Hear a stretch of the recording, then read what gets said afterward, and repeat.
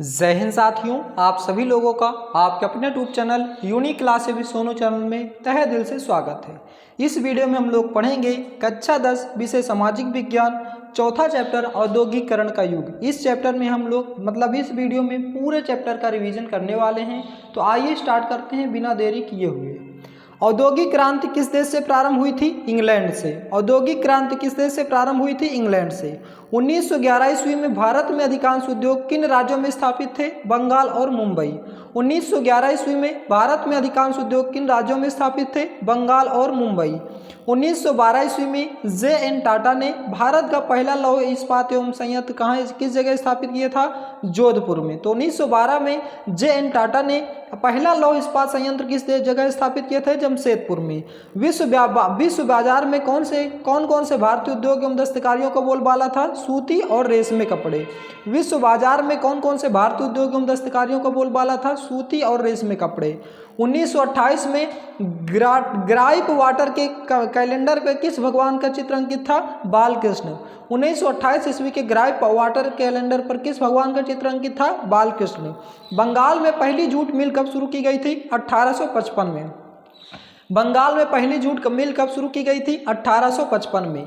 Guilds क्या थे? व्यापारियों के संगठन थे। तो गिल्ड्स क्या थे? व्यापारियों के संगठन थे। इंग्लैंड में सबसे पहले कारखाने कब खुले थे? 1730 के दशक में। इंग्लैंड में सबसे पहले कारखाने कब खुले थे? 1730 के दशक में। 1840 ईस्वी के दशक तक इंग्लैंड का कौन सा उद्योग सबसे बड़ा उद्योग बन चुका था? सूती वस्त्र उद्योग।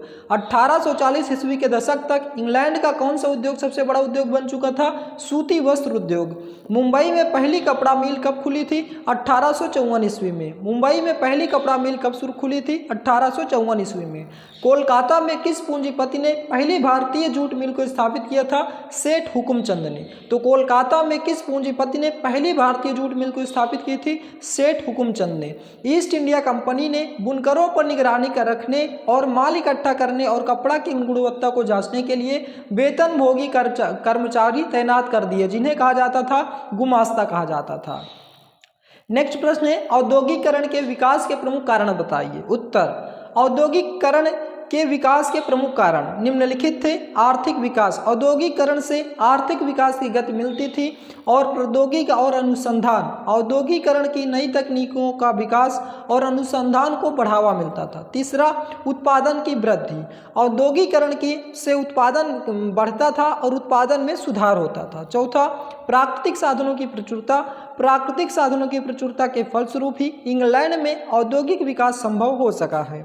लोहा और कोयला जैसे प्राकृतिक साधनों से ही औद्योगिक विकास संभव हुआ है। पांचवा, नौकरियों के अवसर, औद्योगिकरण से नौकरियों के अवसर बढ़ते हैं, खासकर शिक्षित लोगों के लिए।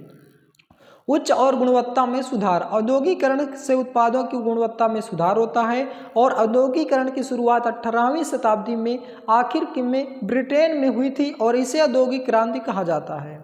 नेक्स्ट प्रश्न है, 1881 ईस्वी के फैक्ट्री श्रम कानून द्वारा भारत में किस प्रकार के सुधार किए गए?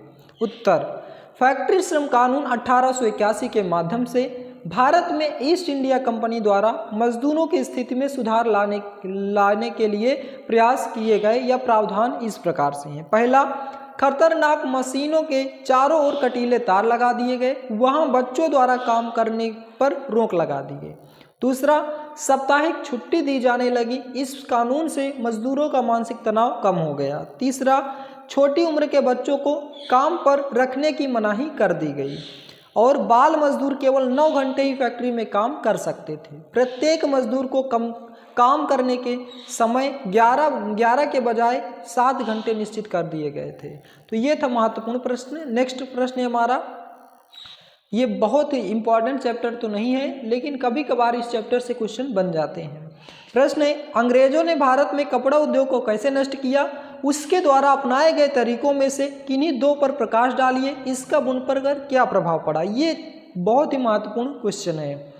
आंसर, अंग्रेजों ने भारत से कच्चा माल सूत और कपास ले जाकर अपने यहाँ मशीनों द्वारा वस्त्र निर्माण करके भारत में बेचना आरंभ कर दिया। इससे सस्ते और अच्छे कपड़े का सामना भारतीय उद्योग नहीं कर सकते थे और यहाँ के कारीगर बेकार हो गए। अंग्रेजों ने भारत पर कपड़ा उद्योग को नष्ट करने के लिए कई तरीके अपनाए। जैसे अंग्रेजों ने भारत से कच्चा माल लेकर अपने देश में मशीनों से कपड़े बनाए और उन्हें भारत में बेचना शुरू किया। दूसरा, अंग्रेजों ने भारतीय वस्त्र पर आयात शुल्क लगाया और अन्य प्रतिबंध लगाए। अंग्रेजों ने भारतीय बुनकरों को सिर्फ उन्हीं को बेचने के लिए अनुबंध में बांध दिया। तीसरा, अंग्रेजों ने भारतीय बाजार को मशीन से बने सामान से भर दिया। चौथा, अंग्रेजों ने भारतीय उद्योगों को कमजोर बनाने के लिए भारत विरोधी आर्थिक नीतियां अपनाई। पांचवा, अंग्रेजों ने भारत को कच्चा माल और निर्यातक तैयार माल का आयातक बना दिया था। इसका बुनकरों पर क्या प्रभाव पड़ा था? इस प्रकार भारत में कपड़ा बुनकरों के सामने एक साथ दो समस्याएं थीं। उनका निर्यात बाजार ढह रहा था और स्थानीय बाजार सिकुड़ने लगा था। स्थानीय बाजार में मैनचेस्टर में आयातित मालों की भरमार थी। कम लागत पर मशीनों से बनने वाले आयातित कपास उत्पादन इतने सस्ते थे कि बुनकर उनका मुकाबला नहीं कर सकते थे। 1850 के दशक तक देश के ज़्यादातर बुनकर इलाकों में गिरावट और बेकारी के ही हिस्सों की भरमार थी। 1860 के दशक में बुनकरों के सामने कई समस्याएं सामने खड़ी हो गई। उन्हें अच्छी कपास नहीं मिल पा रही थी। जब अमेरिकी गृह युद्ध शुरू हुआ और अमेरिका से कपास की आमद हो गई तो ब्रिटेन भारत से कच्चा माल मंगाने लगा।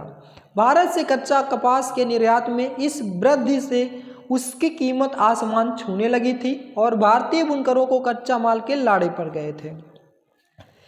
पड़ गए थे। उन्हें मनमानी कीमत पर कच्ची कपास खरीदनी पड़ती थी। ऐसी सूरत में बुनकर के सहारे पेट पालना संभव नहीं था। भारतीय बुनकरों और कारीगरों के सम्मुख 19वीं सदी में एक और समस्या उत्पन्न हो गई।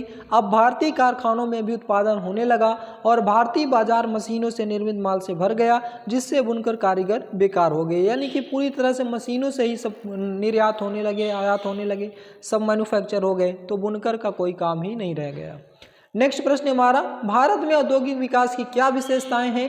किन्हीं चार का उल्लेख कीजिए। उत्तर, भारत में औद्योगिक विकास की कुछ प्रमुख विशेषताएं इस प्रकार हैं। पहला, सार्वजनिक क्षेत्र की भूमिका। भारत में औद्योगिक विकास में सार्वजनिक क्षेत्र की भूमिका महत्वपूर्ण रही है। स्वतंत्रता के बाद सरकार ने कई महत्वपूर्ण उद्योगों को स्थापित किया, जैसे कि इस्पात, तेल, बिजली और भारी इंजीनियरिंग।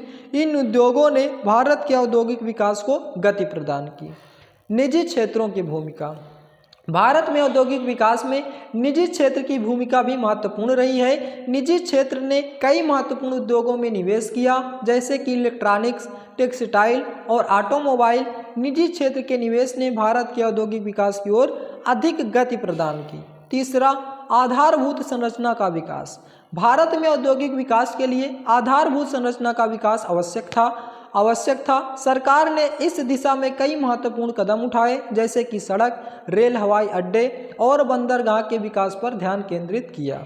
आधारभूत संरचना के विकास ने भारत में औद्योगिक विकास को आसान बनाया है। प्रौद्योगिकी का विकास। भारत में औद्योगिक विकास में प्रौद्योगिकी का विकास भी महत्वपूर्ण रहा है। सरकार ने इस दिशा में कई महत्वपूर्ण कदम उठाए, जैसे कि प्रौद्योगिकी संस्थानों की स्थापना और प्रौद्योगिकी हबों का विकास। प्रौद्योगिकी के विकास ने भारत के औद्योगिक विकास की ओर अधिक कुशल बनाया है। इसके अतिरिक्त भारत में औद्योगिक विकास की कुछ अन्य विशेषताएं भी हैं, जैसे कि औद्योगिक वितरण में असमानता। भारत में औद्योगिक वितरण में असमानता है। कुछ राज्यों जैसे कि महाराष्ट्र, गुजरात और तमिलनाडु में औद्योगिक विकास अधिक है, जबकि अन्य राज्यों में औद्योगिक विकास कम है। औद्योगिक पर्यावरण में चुनौतियां। भारत में औद्योगिक पर्यावरण में कुछ चुनौतियां भी हैं, जैसे कि प्रदूषण, धार्मिक श्रमिक सुरक्षा और ऊर्जा दक्षता। इन चुनौतियों को दूर करने के लिए सरकार और उद्यमों को मिलकर काम करना होगा। कुल मिलाकर भारत में औद्योगिक विकास में महत्वपूर्ण प्रगति हुई है। हालांकि अभी भी कुछ चुनौतियां हैं जिनका समाधान करना होगा। तो दोस्तों, ये था हमारा चौथा चैप्टर, कंप्लीट चैप्टर का रिवीजन। इसको हमने एक एक क्वेश्चन कर करके पढ़ चुके थे, इसीलिए जल्दी से रिवीजन किया गया है। आशा करता हूँ कि ये रिवीजन का प्रोसेस आपको अच्छा लगा होगा। यदि आप हमारे चैनल पर नए हैं तो चैनल को सब्सक्राइब करें, वीडियो को लाइक करें और ज़्यादा से ज़्यादा शेयर करें। वीडियो को लास्ट तक देखने के लिए बहुत बहुत धन्यवाद।